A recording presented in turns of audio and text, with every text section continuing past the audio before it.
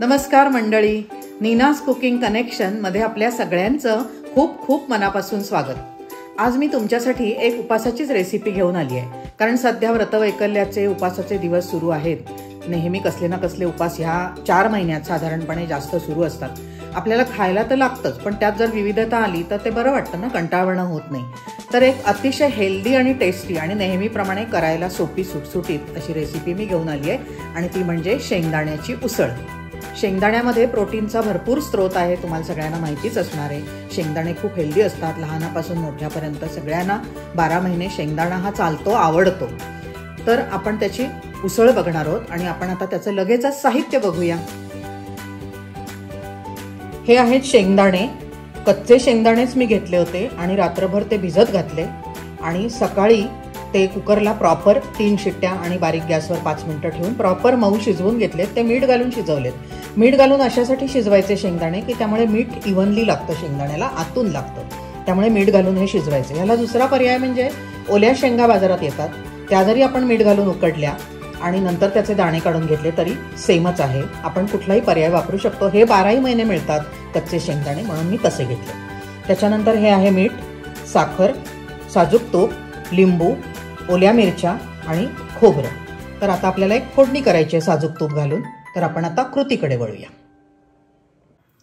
कढई तापत ठेवली आहे, थोडंसं तूप घालूया। म्हणजे किती तर अर्धा टीस्पून वगैरेच घातलंय मी, आणि त्याच्यामध्ये जिऱ्याचे 4 दाणे।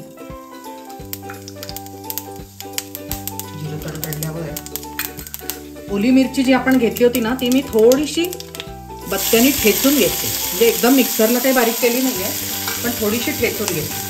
आता हे 2 घातल्यावर याच्यावर आपल्याला हे उकडलेले शेंगदाणे घालायचे। काय करायचं, थोडे दाणे घालायचे आणि परत एकदा बत्त्याने छान ठेचून घ्यायचे।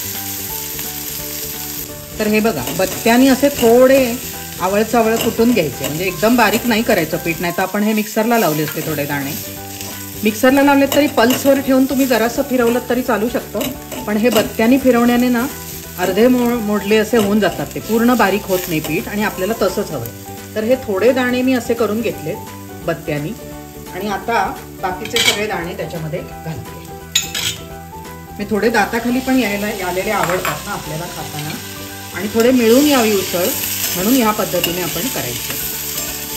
आता ह्याच्यात लागलं तर थोडंसं पाणी, शेंगदाणे वाफवताना आपण पाणी घालतच असतो, तेच पाणी ह्याच्यात थोडं घातलं तरी चालणार आहे। हे मी म्हटलं तसं थोडंसं पाणी जे वाफवताना आपण घेतलेलं होतं त्यातलंच थोडंसं घातलंय। त्याला थोडा ओलावा आणि शिजायला पाहिजे ना ते, म्हणून। आता त्याच्यामध्ये थोडी साखर,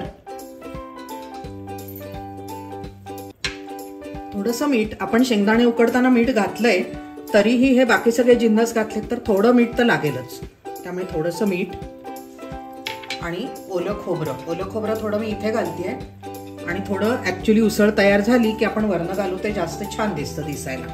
थोडं ओलं खोबरं शिजताना घालते, आणि उसळ चांगली एकदा उकडली ना, चांगली शिजून तयार झाली की आपण त्याच्यावर लिंबू पिळणार। सगळ्यात शेवटी लिंबू पिळायचं। आता त्याला एक छान उकळी येऊ दे, तोपर्यंत आपण थांबूया। हे बघितलं का, याला एक छान उकळी आली आहे। ह्याच्यापेक्षा काही आपल्याला करायचंही नाहीये। आता अगदी गॅस बंद करताना आपण हे लिंबू पिळूया। लिंबू आपापल्या हिशोबाने पिळायचंय। मी अर्ध लिंबू म्हणजे त्यातला असा छोटा भाग घेतलाय आणि थोडंच पिळलंय, तर तसं पिळायचं। लिंबू पिळल्यावर खूप उकळायचं नसतं। तर अशा प्रकारे आपली ही उसळ खाण्यासाठी तयार झालेली आहे। गॅस बंद करते मी।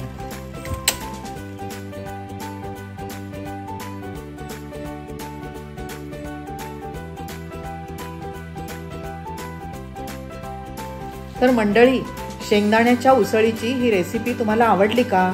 आवडली असेल तर जरूर ट्राय करून बघा, सोपी आहे अगदीच। आणि माझ्या व्हिडिओला लाईक करा, तो इतरांसोबत शेअर करा, कमेंट करायला मात्र विसरू नका। आणि आपलं नेहमीचं नीनाज कुकिंग कनेक्शन या माझ्या यूट्यूब चॅनलला जरूर सबस्क्राईब करा, आणि आपण परत भेटत राहूया। धन्यवाद।